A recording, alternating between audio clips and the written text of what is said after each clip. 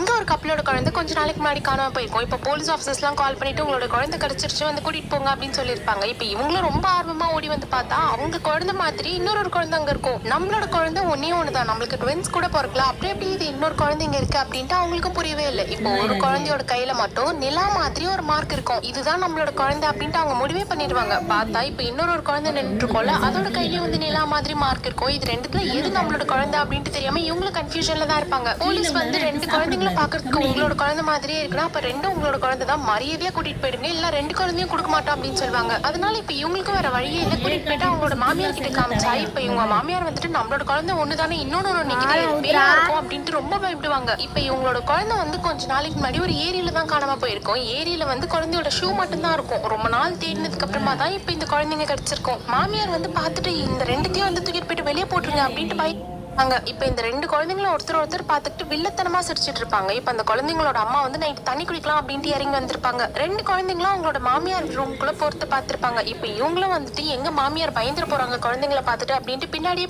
பார்த்தா இப்ப அந்த ரெண்டு குழந்தைங்க கூட மாமியார் ரொம்ப நல்லா சிரிச்சு பேசிட்டு தான் இருப்பாங்க. அது எப்படி காலையில அப்படி பயந்தவங்க நைட்டுக்கு வந்து இவ்வளவு க்ளோஸ் ஆயிட்டாங்க அப்படின்ட்டு ஒண்ணுமே புரிய மாட்டேங்குது. சரி, நம்மளாலதான் கண்டுபிடிக்க முடியல, வீட்டு தவிர அதிகமா குழந்தை இருந்த நேரம் அப்படின்ட்டு பார்த்தா ஸ்கூல் தான். அதனால ஸ்கூல் டீச்சர் கிட்ட கூட்டிட்டு போயிட்டு விட்டா அவங்க கண்டுபிடிச்சிருவாங்க அப்படின்னு சொல்லிட்டு தான் விட்டு வந்திருப்பாங்க. ஸ்கூல் டீச்சரும் அந்த மாதிரிதான் ஆரம்பத்துல இந்த ரெண்டு குழந்தைங்களையும் பார்த்து ரொம்ப பயந்துருப்பாங்க. ஆனா ஸ்கூல் முடிஞ்சு போயிட்டு கேட்டா இப்ப அந்த குழந்தைங்களும் ரொம்ப க்ளோஸ் ஆயிருவாங்க அந்த டீச்சர் கிட்ட. குழந்தைங்களோட அம்மா என்னோட குழந்தை யாருன்னு கேட்கிறப்போ ரெண்டுமே உங்களோட குழந்தை தான், கூட்டிட்டு போங்க அப்படின்னு சொல்லியிருப்பாங்க. சரி, வேற வழியே இல்ல, டிஎன்ஏ டெஸ்ட் எடுத்து பாத்துருவோம் அப்படின்ட்டு பார்த்தா ரெண்டுமே இவங்களோட குழந்தை தான் அப்படின்ட்டு ரிசல்ட் வந்திருக்கும். என்னடா இது ஒரே கன்ஃபியூஷனா இருக்கு, கண்டிப்பா நம்மளுக்கு ரெண்டு குழந்தை பிறக்கல, நம்மளுக்கு ட்வின்ஸ் கிடையாது, இது எப்படி இன்னொரு குழந்தை அப்படியே நம்மளோட குழந்தை மாதிரியே இருக்கே அப்படின்ட்டு இவங்களுக்கு ஒரே டவுட்டா தான் இருக்கும். சரி, டவுட் தெளிவு பண்ணிக்கலாம் அப்படின்ட்டு அம்மா வந்துட்டு அவங்களோட சொந்த ஊருக்கு போயிருப்பாங்க. இப்ப அந்த குழந்தைங்களோட பாட்டி வந்து அந்த குழந்தைங்களோட அம்மா சின்ன வயசுல இருக்கும் போது எடுத்த போட்டோஸ் எல்லாம் எடுத்து காட்டுவாங்க. அதுல அவங்க அம்மா கூட எப்பவுமே ஒரு பொம்மை கூடவே இருக்கிறத பாப்பாங்க. அது சாதா பொம்மை எல்லாம் கிடையாது, அது வந்து ஒரு மந்திர பொம்மை தான். இப்ப இந்த குழந்தை கூட இருக்கிறது அந்த மந்திர பொம்மை தான். அந்த மந்திர பொம்மை வந்து கொஞ்சம் கொஞ்சமா அப்படியே அந்த வீட்டுல இருக்கிற குழந்தைங்க மாதிரியே வந்து உருவாகிரும். கடைசியில குழந்தைங்களே ஓவர்டேக் பண்ணிட்டு இப்ப அந்த மந்திர பொம்மைங்களே அந்த வீட்டோட வாரிசாகிரும். இப்ப இந்த ரெண்டு பொண்ணுங்கள்ல ஒரு பொண்ணு வந்து அந்த மந்திர பொம்மை தான். அந்த பொம்மையும் வந்து இந்த வீட்டுல இருக்கவங்க கிட்ட நல்லா க்ளோஸ்